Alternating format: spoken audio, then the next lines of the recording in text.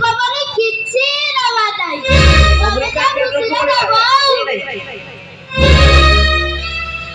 ମୁଁ ଆମ ଚିନ୍ତା କଥା କହୁଥିଲି ମ କେମିତି ହୁଅନ୍ତା? ଭାରି ଭଲ ହୁଅନ୍ତା।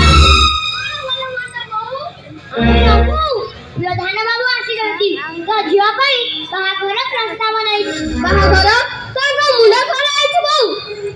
ଏଡ଼ିକି ବକଡ଼ା ଛୁଆ ସେ ପୁଣି ଭାଷା ହୋଇ ଘର ସମ୍ଭାଳିବ।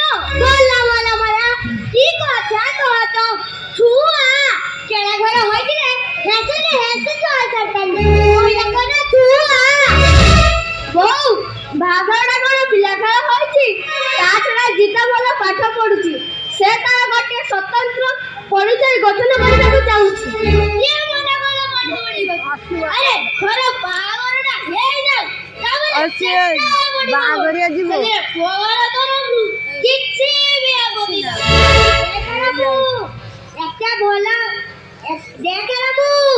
একটা ଭଲ ସୁଯୋଗ ହାତ ଧରା ଗଲେ ବହୁତ ପସ୍ତେଇବୁ। ମୁଁ ଆଗ ଜିତାକୁ ପଚାରେ ତାର ମତ କଣ? କି କଥା କହ ତ? ଅରେ ମୁଁ କେତେ ଝିଅ ପିଲାଟା ତାର ପୁଣି ମତ କଣ? କିନ୍ତୁ ଓହୋ କିନ୍ତୁ ପରନ୍ତୁ ବନ୍ଦ କଲୁ। ଏତେ ଭଲ ଘର ଏତେ ଭଲ ବର ସହଜରେ କଣ ମିଳିବ? ତୁ ଆଖି ବୁଝି ହଁ କହିଦେ।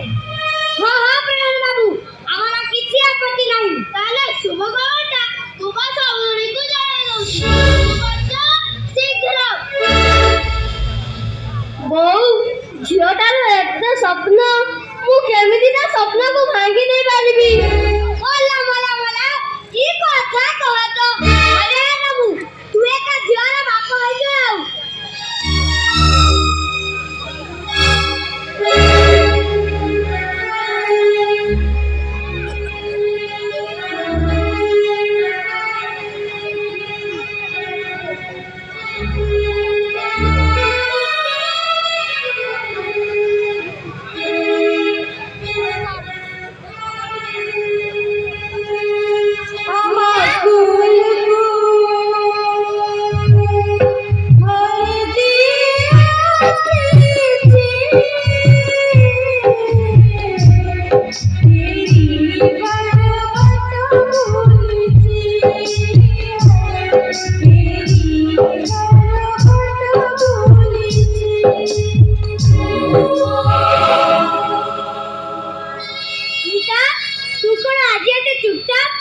कॉलेज जीवा नहीं की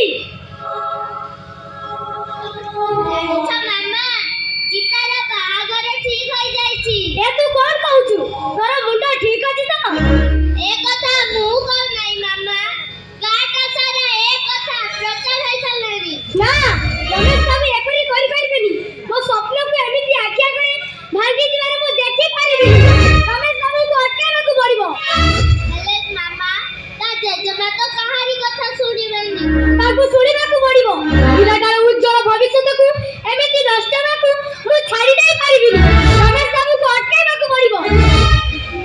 जानिछा मामा से बहुत कांदुथिला आउ कहूथिला कोन कहूथिला से कहूथिला तम परी मा ताकू मिलिथिले हुए तो আজি ताकू ए दिन देखिबाकू पड़ी न थांता। मुसिला ताकू जन्म देइनी हेले मु तो केबे भी तुम दुही को अलगा बने भाबिनी।